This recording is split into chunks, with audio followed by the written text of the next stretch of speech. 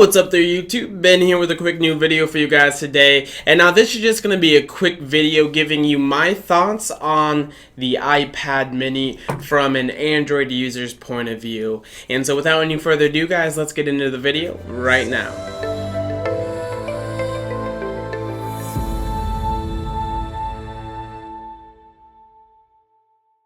Alright guys, so the main reason I got this here is because, well, I have the Nexus 7, I've owned the Transformer Prime, the 2012 Nexus 7, 13, the Nexus 10, and a few other tablets as well. However, as much as I liked them, there were a few problems I had with them. Now, the Nexus 10 was just personally a little bit too big for me because if I want to, see something on a bigger screen, I'll use my Asus Ultrabook.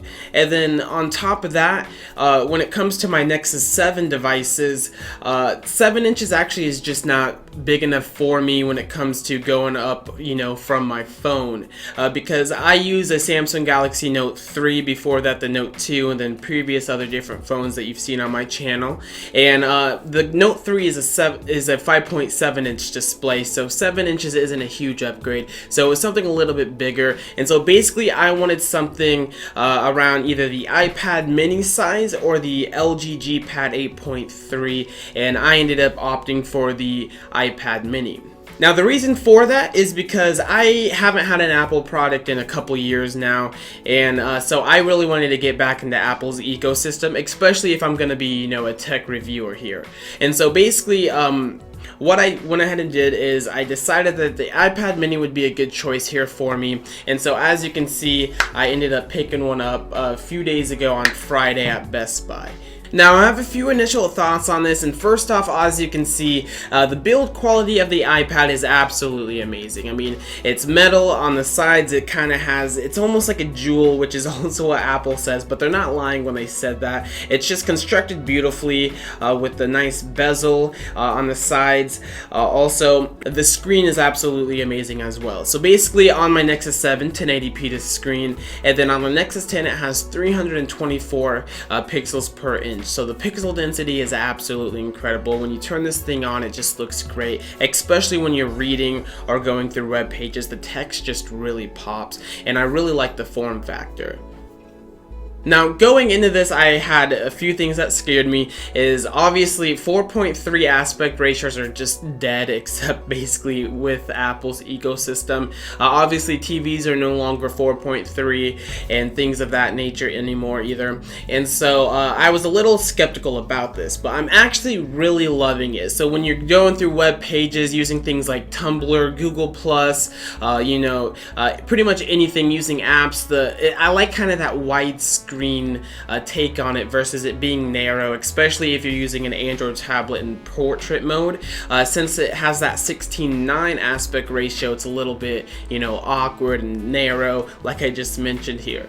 And so I'm really liking this. Now the only time the 4.3 aspect ratio really bothers me is if I'm watching YouTube videos or trying to watch a movie or something. Obviously the videos get letterboxed because of that. But I mean, it's a personal preference. I'm not a huge fan of it, but regardless, the video quality looks absolutely amazing on this Retina display. Now another thing you'll notice is the app ecosystem. Now Android tablets are nice, but sadly developers don't feel like they need to come out with an Android tablet version of apps all the time, which is something sad. They are getting better, but it's just not up there with Apple's ecosystem yet when it comes to iPad apps. Now when it comes to Android phones and versus iPhones, they're pretty much neck and neck. However, when it comes to tablets, iPad simply just has it better right now. That can change in the future, but unfortunately right now, again, they're simply just better on the iPad.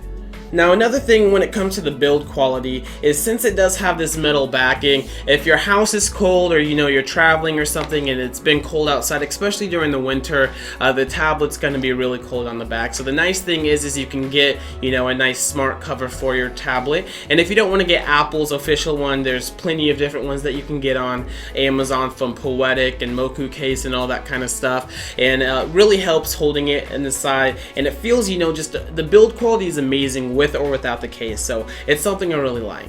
And another thing that you will notice is I'm actually not used to the bezels. I'm used to holding, you know, my Android phones kind of on the side, just because the bezels keeps getting thinner and thinner, and also because on the bottom near the home buttons you have capacitive keys and you don't want to accidentally press them. So I'm always kind of holding my iPad on the corners versus, you know, taking full use of the bezels, so that way I can rest my thumbs on it. Now that's just me needing to adjust to using an iPad, but that's one thing that you will notice when going to an iPad from an Android tablet or phone. Now really guys, those are my initial impressions of this. So I really like this. The thing that you will notice is I'm actually really not missing widgets on this thing at all, which is very surprising. I have jailbroke my iPad just because I don't like using things stock, and the nice thing is I'm mostly just putting tweaks on my iPad to make, you know, animations go a little bit smoother and faster and things of that nature, you know, the way iOS 7 I feel should be.